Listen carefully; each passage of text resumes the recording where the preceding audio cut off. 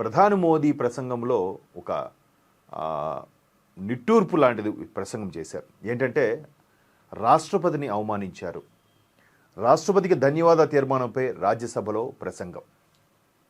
అంటే బడ్జెట్ ప్రవేశపెట్టే ముందు ఉభయ సభలని ఉద్దేశించి భారత ప్రథమ పౌరుడు పౌరురాలు ఎవరైనా బడ్జెట్ సామాన్యుడికి నుంచి ప్రతి ఒక్కడికి కూడా ఎస్పెషల్లీ సామాన్యుని దృష్టిలో పెట్టుకొని ఎక్కువగా బడ్జెట్ను తయారు చేస్తారు. తద్వారా సమాజ అభివృద్ధికి అలాగే వ్యాపార లావాదేవీలకి అంటే ఏదైనా టర్నోవర్ మీద డిపెండ్ అయి ఉంటుంది. ఒక మనిషి యొక్క ఆర్థిక సంపద లేదా ఒక మనిషి యొక్క కనీస తలసరి ఆదాయం వీటన్నిటిని ముడిపెట్టి ఎలా ముందుకు తీసుకెళ్ళాలి, పైకి లేపాలి అనే అంశం మీద ఇక్కడ బడ్జెట్ రూపొందిస్తారు.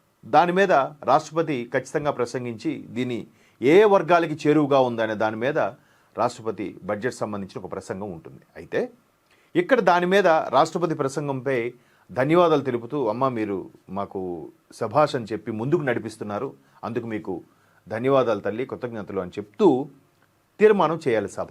దాని మీద కనీసం విపక్షాలు ఎంత ఇదిగా విరుచుకుపడ్డాయంటే ఆ ప్రతుల్ని చింపి స్పీకర్ మీదకి, స్పీకర్ అంటే సభాపతి మీదకి కూడా విసిరి, అంటే అక్కడ ఎంత పవర్ అంటే ఒక సుప్రీంకోర్టు జడ్జి లాంటి స్థాయి అది సభాపతి అనేది. సో అటువంటి వ్యక్తి మీద కూడా విసిరి చేసిన సందర్భంగా రాష్ట్రపతి ప్రసంగాన్ని మీద ధన్యవాదాల అంశాన్ని మర్చిపోయారు. అది ఇక్కడ ప్రధాని ఒక్కసారి దానిపై పునరుద్ఘాటించారు. ఎన్నికల్లో వరుస ఓటములతో ప్రతిపక్షాల్లో అసహనం ఆబ్వియస్లీ, ఎందుకంటే ఓటమిని డైజెస్ట్ చేసుకోలేకపోతున్నారు. అంటే ఇప్పుడు యువత జంజీలు వీళ్ళందరూ అసలు వేరే లెక్కలేండి, వాళ్ళకి అసలు ఓటమి అంటే పడదు. వరుసగా దానివల్ల ఆవేశాలు, ఆర్గ్యుమెంట్స్, కోపాలు, రివర్స్ గేర్ అవ్వడం, కొట్టుకోవడాలు ఇవన్నీ జరుగుతున్నాయి. సో వీళ్ళు కొంచెం ముందు తరం కదా, వీళ్ళు కూడా అలాగే ప్రవర్తిస్తేలా? చొరబాటుదారులను మమత కాపాడుతున్నారు. చూడండి, ఈయన ప్రసంగంలో ఎప్పుడు కూడా అధిక ప్రసంగం అనేది ఎప్పుడు ఉండదు. ఒక పాయింట్ మీద మాట్లాడారు అని అంటే అన్ని పాయింట్లు కవర్ అయ్యేలాగా ఆచితూచి మాట్లాడతారు. మీరు అబ్జర్వ్ చేయండి. ఇస్ దేశ్ కా అని మెల్లమెల్లగా ఒత్తులు పలుకుతూ పద్ధతిగా మాట్లాడతారు. ఒకప్పుడు మహానుభావుడు భారతరత్న అటల్ బిహారీ వాజ్పేయి గారు కూడా అలాగే మాట్లాడేవారు. చాలా దాన్ని కొంతమంది వ్యంగ్యం చేసిన సందర్భాలు కూడా ఉన్నాయి, అది ఇప్పుడు పక్కన పెడదాం. సో ఈయన కూడా ఏదైనా మాట్లాడితే పాయింట్ బ్లాంక్లో గన్ పెట్టినట్టే మాట్లాడతాడు ఆయన. అనవసరంగా మాటల ప్రసంగాలు ఉండవు. ఒక విదేశాలకు వెళ్ళినప్పుడు కూడా అత్యంత అద్భుతంగా ఇంగ్లీష్ కూడా ఎలా మాట్లాడగలుగుతున్నాడు. ఒక ఛాయ్ వాలా, హౌ ఇట్ పాసిబుల్? కఠోర దీక్ష, శ్రమ, పట్టుదల, అంతకు మించి దేశానికి ఏదో చెయ్యాలి అనే తపన, అది అసలైన ముందుకు నడిపిస్తోంది. ఒకసారి ఇక్కడ చూద్దాం. తీవ్రంగా ధ్వజమెత్తిన ప్రధాని మోదీ. రాష్ట్రపతికి ధన్యవాద తీర్మానంపై రాజ్యసభలో ప్రసంగం. లోక్సభలో ప్రధాని సమాధానం లేకుండానే తీర్మానం ఆమోదం. అంటే రాజ్యసభలో ఎప్పుడైతే జరిగిందో లోక్సభలో ప్రధాని సమాధానం లేకుండా తీర్మానం ఆమోదం జరిగింది. అదొక కడుపు మంటగా మారింది. ఇప్పుడు ఒక్కసారి వార్త చూస్తే, కాంగ్రెస్ నన్నేమీ చేయలేదు, ఎన్నికల్లో వరుస ఓటములను జీర్ణించుకోలేక ఆ పార్టీ నాపై విద్వేష ప్రచారం చేస్తోంది అని రాజ్యసభ వేదికగా ప్రధానమంత్రి మోదీ తీవ్రంగా ధ్వజమెత్తారు. లోక్సభలో అంతరాయం కలిగించడం ద్వారా పేద గిరిజన రాష్ట్రపతినే కాకుండా రాజ్యాంగ అత్యున్నత పదవిని ఆ పార్టీ అవమానించిందని విమర్శించారు. అంటే చూడండి, భారతదేశంలో మొట్టమొదటి పౌరురాలు రాష్ట్రపతి, ఆ విషయం అందరికీ తెలుసు.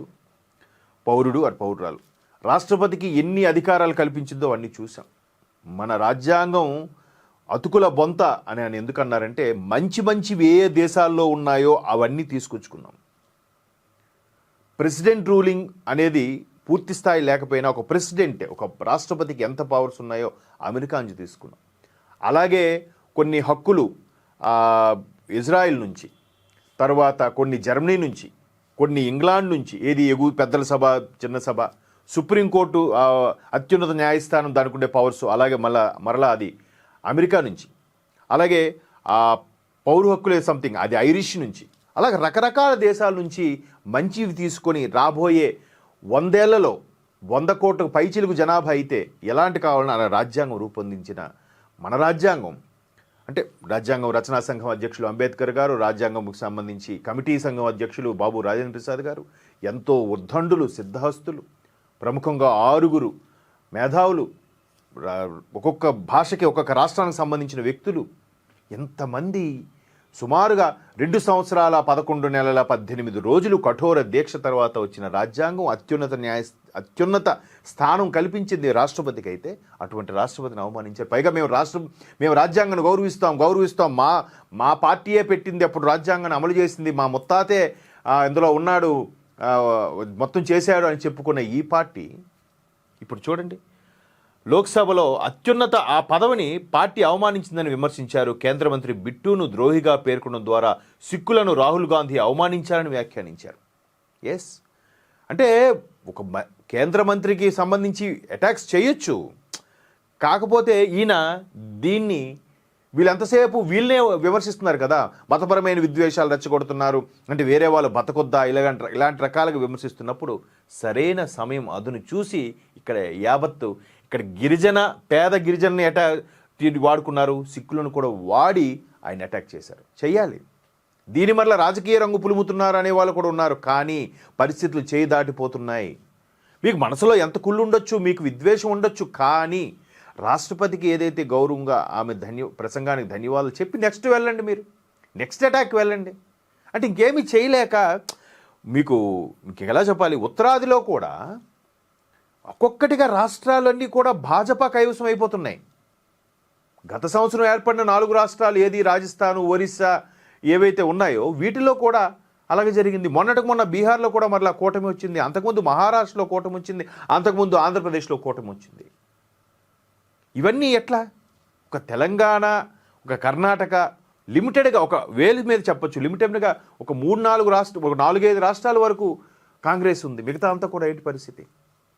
సో ఇక్కడ ఆయన ప్రధాని ఎంతవరకు ఓపిక పట్టి ఒక్కసారిగా ఓపెన్ అప్ అయ్యారు, భరస్ట్ అయ్యారనే చెప్పాలి ఒక విధంగా. ఎందుకంటే రాజ్యసభలో ప్రధాని సుదీర్ఘంగా ప్రసంగించారు. ప్రతిపక్ష నేతకు మాట్లాడే అవకాశం ఇవ్వాలంటూ విపక్షాల సభలో నినాదాలు చేసి ఆ తర్వాత వాకౌట్ చేసే, మరోవైపు లోక్సభలో ప్రధాని ప్రసంగం లేకుండానే రాష్ట్రపతికి ధన్యవాదాలు తెలిపే తీర్మానం ఆమోదం పొందింది. ఇంకా ప్రతిదీ రభస చేస్తున్నారు, ఇంకా మాట్లాడనివ్వట్లేదు, పోడియం దగ్గరికి వెళ్ళిపోతున్నారు, కాగితాలు చించుతున్నారు. ఇంకా చిన్నపిల్లలు ఇప్పుడు చూసారా, కాలేజీ స్టేజ్లో, ఇంటర్మీడియట్ గ్రాడ్యుయేషన్ స్టేజ్లో మేమే పోటుగాళ్ళు, మాకు మించింది అనే స్థాయిలో ఉంటారు స్టూడెంట్స్. అట్లాగే వాళ్ళు విచ్చలవిడిగా ప్రవర్తించే వాళ్ళు కొంతమంది ఉంటారు. అంటే డబ్బు మదము ఎక్కిపోయి ప్రవర్తిస్తారు కొంతమంది విద్యార్థులు. అలాగా వీళ్ళు ఎంత ప్రజాప్రతినిధులు అయ్యుండి విచక్షణ కోల్పోయి ప్రవర్తించడం వల్ల లోక్సభలో ప్రధాని మోదీ గారి ప్రసంగం లేకుండానే రాష్ట్రపతికి ధన్యవాదాలు తీర్మానం ఆమోదించేశారు. ఒకసారి చూడండి, ప్రేమ దుకాణం అంటూ సమాధి వ్యాఖ్యల. ప్రేమ దుకాణం గురించి మాట్లాడేవారు మోదీకి సమాధి తవ్వుతామని అంటున్నారు. ఎందుకంటే మా ప్రభుత్వం ఆర్టికల్ 370 రద్దు చేసింది, ఈశాన్యంలో తీవ్రవాదాన్ని, దేశంలో నక్సలిజాన్ని అంతం చేసింది, ఆపరేషన్ సింధూర్ ద్వారా పాకిస్తాన్ ఉగ్ర శిబిరాన్ని ధ్వంసం చేసింది. ఇలా ఎన్నో విజయాలను సాధించిన నా చావును కాంగ్రెస్ కోరుకుంటోంది.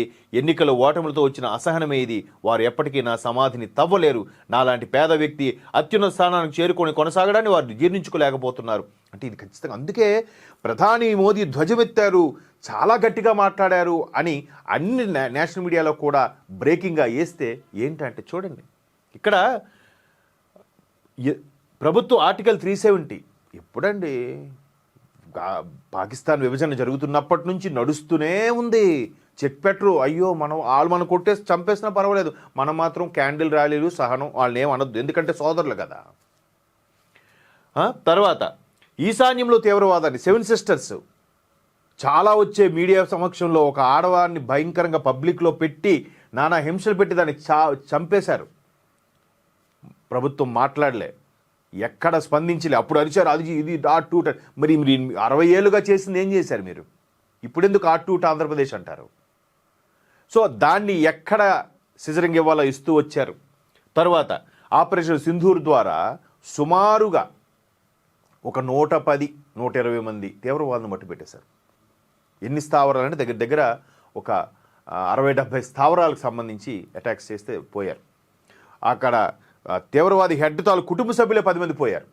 ఇవన్నీ సక్సెస్ కావా? డిమానిటైజేషన్ ఒకటి కాదు. అసలు ఆపరేషన్ ఖగర్ ఏదైతే మావోయిస్టులు అని అన్నారో ఏమయ్యారు? వాళ్ళు కూడా తీవ్రవాదాలతో సత్సంబంధం నేర్పుతూ ఆయుధాలు తీసుకుంటున్నారని కొన్ని వార్తలు కూడా ఉన్నాయి.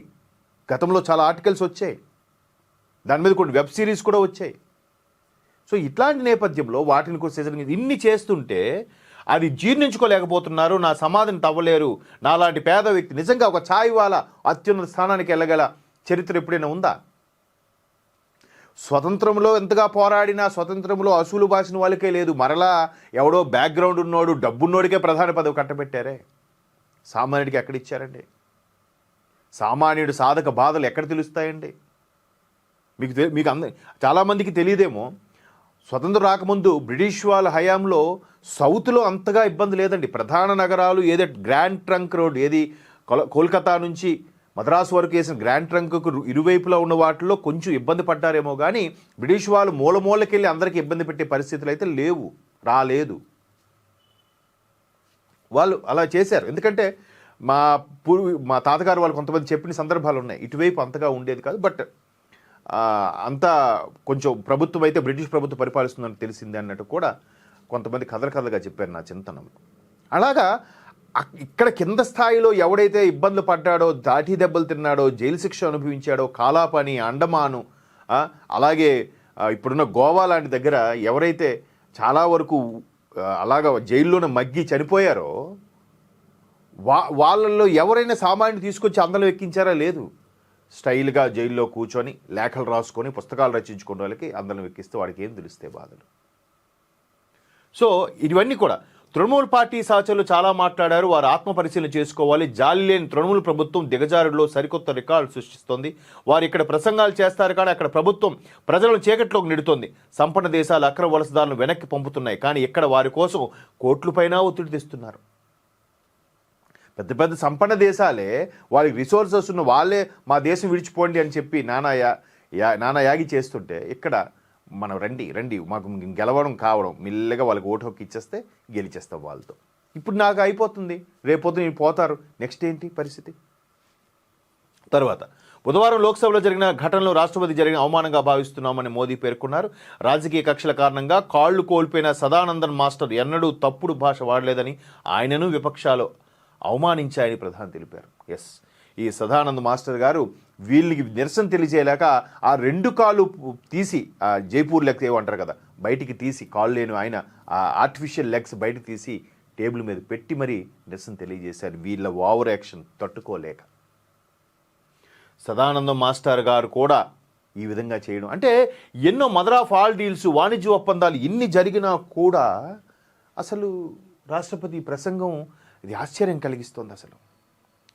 రాష్ట్రపతి ప్రసంగానికి ధన్యవాదాలు చెప్పడం కూడా కనీసం థ్యాంక్స్ చెప్పలేరా? మినిమం కట్సీ కదా.